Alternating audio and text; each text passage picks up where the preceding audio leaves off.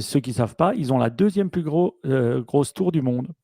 Ouais, derrière Burj Khalifa, donc comme quoi. Et c'est intéressant. Alors, pour parler tech un peu Malaisie, une chose qui m'a vraiment, vraiment impressionné, c'est que le paiement en cash, ça ne sert à rien.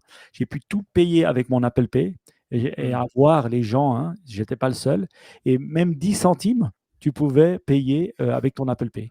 Même le petit boui-boui au bord de la route, tu pouvais payer digitalement sans problème en contactless avec ton Apple Pay. Et c'est là que je vois que Apple Pay, quand même, c'est assez incroyable. Nous, on a Twint en Suisse, hein, on prétend que c'est un bon produit, mais Apple Pay à côté, c'est nul. Dois dire Twint. Alors, c'est pas nul parce que tout le monde l'a et puis on peut se donner de l'argent parmi. Mais en termes de contactless, en termes de trucs, c'est rien, quoi, je veux dire. Et ça m'a beaucoup Ok.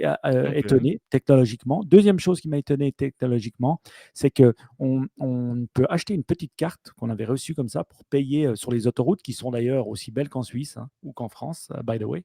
Et vous pouvez conduire en D'accord. toute sécurité comme moi, ce n'est pas un problème.